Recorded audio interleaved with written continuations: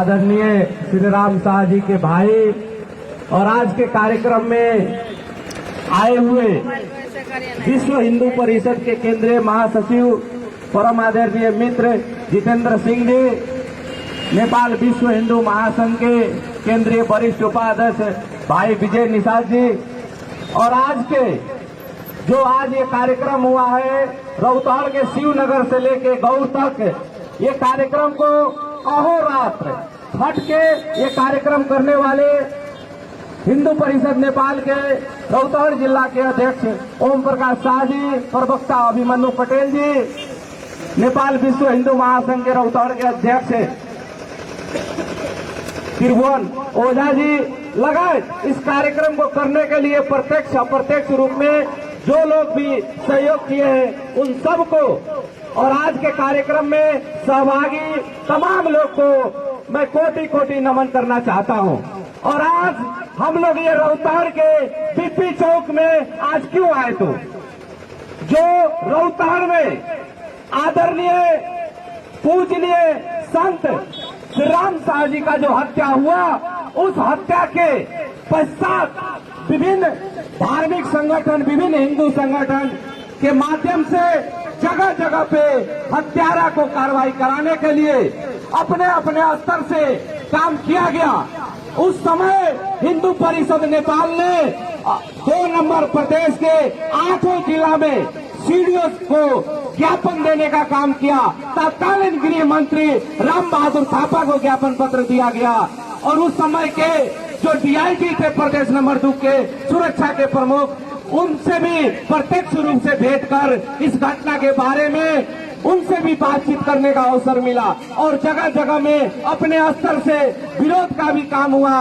और उस समय अन्य हिंदूवादी संगठन भी अपने स्तर से इस घटना में जो मुख्य रूप से दोषी है उसको कैसे कार्रवाई हो, सब लोग अपने अपने जगह से लगे हैं, मगर हम लोगों का संघर्ष यही खत्म नहीं होता है, क्योंकि जब तक उस घटना का मुख्य दोषी इस समाज में घूम रहा है तो कल दूसरा भी श्री राम शाह का हत्या हो सकता है। इसलिए रौताड़ के विभिन्न जिला के आए हुए, रौताड़ के विभिन्न भाग से आए हुए संपूर्ण हिंदू लोगों को मैं एक ही आग्रह करूंगा कि अभी भी सूतने की अवस्था नहीं है और वो जो अपराधी है पहले वो भारत में भागा हुआ था। प्रशासन को भी विभिन्न माध्यम से हम लोगों ने सहयोग करने का काम किया कि अपराधी फलाने जगह में है, फलाने जगह छुपा हुआ है, मगर दुर्भाग्य क्या है कि राजनीतिक दल के आड़ में 3 तरह का जो राजनीतिक संयंत्र है, राजनीतिक दल के आड़ में उस अपराधी को छोड़ने का काम किया गया।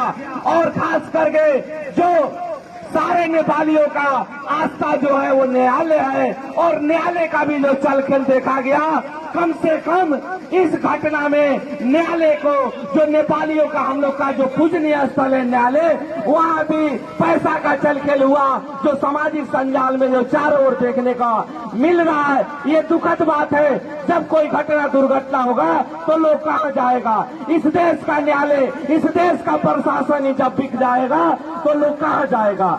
इसलिए इस घटना को सूक्ष्म तरीका से अध्ययन करते हुए और सारे संगठन, सारे हिंदू समाज इस समय प्रतिबद्ध है और उस घटना को मुख्य योजनाकार जो भी हो वो सबके सामने आ चुका है।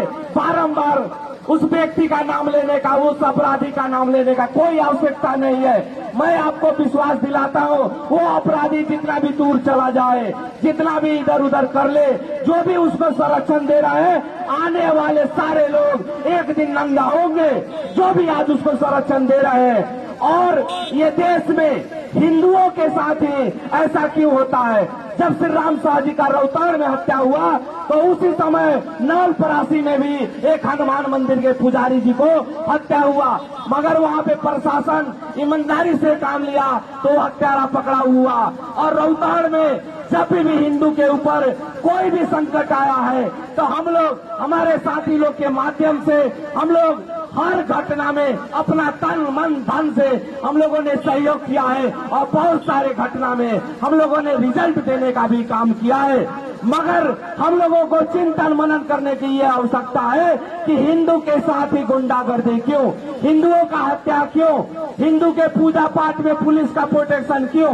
तो ये सारे गुंडागर्दी इसलिए होता है कि पहले नेपाल हिंदू राष्ट्र था, आज बड़े ही साजिश के तहत नेपाल को धर्मनिरपेक्ष किया गया और जब से धर्मनिरपेक्ष नेपाल हुआ है तब से मात्र हिंदुओं के साथ ही गुंडागर्दी, हिंदुओं के साथ बदमाशी हो रहा है। इतना ही नहीं, विभिन्न जिलाओं में मुस्लिम युवा लोग लव जिहाद के नाम पर हिंदू का बेटी बहन का शिकार कर रहे हैं। आज जिस जिला में जाइए 2 4 ऐसा घटना हो रहा है। तो लव जिहाद के नाम में हिंदू का बेटी बहन का शिकार करना। उतना ही नहीं, अभी देश के राजनीति करने वाले जो काठमांडू में रहते हैं, कुछ नेता लोग देश को बेचने के लिए एमसीसी समझौता कर रहे हैं, वो भी क्रिश्चियन राष्ट्र से। आज इस देश को क्रिश्चियन राष्ट्र बनाने की साजिश चल रही है और देश के कुछ नेता लोग एमसीसी के नाम में बिक्री हो चुके हैं। जिस दिन ये देश में एमसीसी लागू हो गया, विकास के नाम पे एमसीसी लागू हुआ, तो समझ जाइए कि हमारे देश का जो गौरव हम लोग करते हैं, नेपाली सेना, सशस्त्र जनपद, ये सारे को गुलाम बनाने की और नेपाल को विखंडन करने की आज हम लोग कहते हैं कि गर्व से हम हिंदू राष्ट्र नेपाल के नागरिक है, अखंड नेपाल के नागरिक है। मगर नेपाल को तोड़ने फोड़ने की साजिश चल रही है। मगर इस समय एक सुखद बात यह है, आप लोगों को हौसला बढ़ाने वाली एक बात है कि आज देश में हिमालय हो, पहाड़ हो, मधेश हो, तराई हो, हर जगह एक हिंदुत्व का लहर चल पड़ा है। हर जगह का हिंदू आज चिंतन मनन कर रहा है कि आज हिंदुओं के साथ ही बदमाशी क्यों हो रहा है। तो इसलिए बदमाशी हो रहा है कि सिर्फ संविधान में धर्मनिरपेक्ष जो शब्द लिख दिया है उसी के आड़ में बदमाशी हो रहा है। तो आज हिंदू राष्ट्र बनाने के लिए, नेपाल में जितना भी बीमारी है उसको ठीक करने के लिए, नेपाल को बचाने के लिए अगर कोई सेतु है, पूरे नेपाल को एकजुट करने के लिए, हिमालय, पहाड़, तराई, मधेश सबको एक करने के लिए कोई संजीवनी है तो वो है हिंदू राष्ट्र नेपाल। और देश में बहुत अच्छा माहौल बन चुका है। आने वाले दिन में बहुत जल्द आपको नेपाल हिंदू राष्ट्र होगा, क्योंकि आज हर एक पार्टी में एक विद्रोह का लहर चल गया है। हर पार्टी में छलफल चल रहा है हिंदू राष्ट्र के बारे में और जगह जगह लोग संगठित हो रहा है विभिन्न संगठन के नाम पे।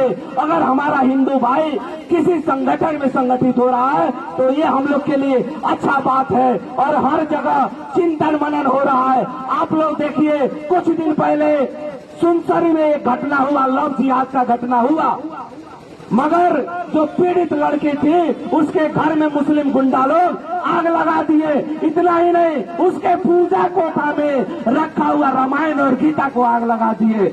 तो वहाँ का हिंदू समाज उनको काउंटर करने के लिए भी कार्यक्रम किया। वो सारे हिंदू भाइयों को मैं भी साधुवाद दूंगा कि आज जगह जगह में हमारा हिंदू समाज कॉन्शियस हो चुका है। और मैं आपको याद दिलाऊं, ये देश में धर्मनिरपेक्ष कौन लाया? तो जो हमारे हिंदू का ही बेटा बेटी है, जो राष्ट्रीय स्तर का राजनीति करते हैं, वो पैसा खा के, खासकर यूरोपियन यूनियन, ईसाई कंट्री से, मुस्लिम कंट्री से पैसा खाकर जो हिंदू का ही बेटा बेटी है वो पैसा खाकर अपना धर्म बेचा। उसके बाद इस मुल्क को जबरदस्ती धर्मनिरपेक्ष किया। मगर अच्छा बात यह है कि आज जगह जगह पे हिंदुत्व का एक माहौल बन चुका है और बहुत जल्द नेपाल हिंदू राष्ट्र होगा। इसमें संकोच करने की बात नहीं। हमारा लड़ाई जो है, हमारे जो हिंदू भाई है जगह जगह जो भटक गए हैं उनसे हमारी लड़ाई है। और हम एक बात हर जगह कहते हैं कि हिजड़े वो नहीं जो रोड पर साड़ी लगा के चलते हैं, हिजड़े वो है जो हिंदू होकर भी हिंदू राष्ट्र नेपाल का विरोध करते हैं।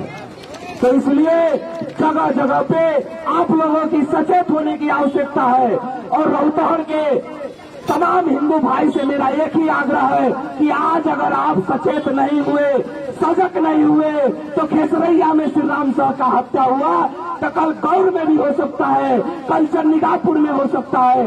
ऐसे जब तक इस समाज में अपराधी घूम रहे हैं और जो अपराधी को संरक्षण देने वाला लोग है उसको भी आने वाले दिन में नंगा किया जाएगा।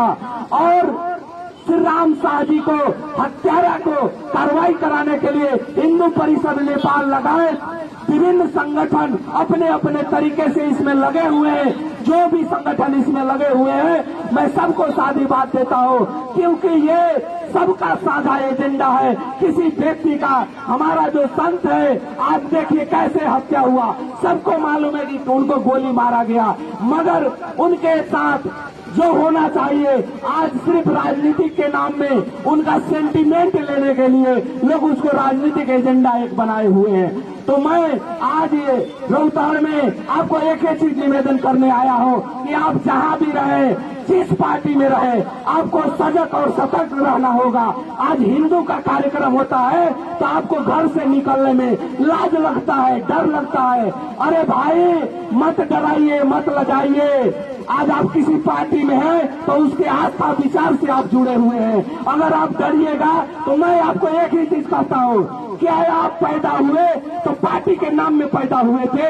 नहीं ना, आप एक हिंदू का बेटा और बेटी के रूप में अपने घर में पैदा हुए। तो इसलिए सबसे पहला आपका धर्म बनता है अपने धर्म को बचाना। और गीता में भी लिखा गया है अपने धर्म को बचाने के लिए अगर कोई व्यक्ति शहीद होता है तो उसे स्वर्ग नसीब होता है।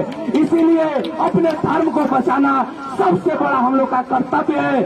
और आज के कार्यक्रम जो साथी लोग हिंदूवादी योद्धा, जो रोहतास के योद्धा हैं, गौड़ के योद्धा हैं, उन्होंने आज कार्यक्रम किया, उनको मैं साधुवाद देता हूँ। आप लोगों को 1% भी विचलित होने की आवश्यकता नहीं है।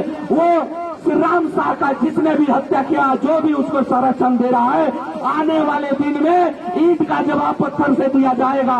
इसमें विचलित होने की आवश्यकता नहीं है।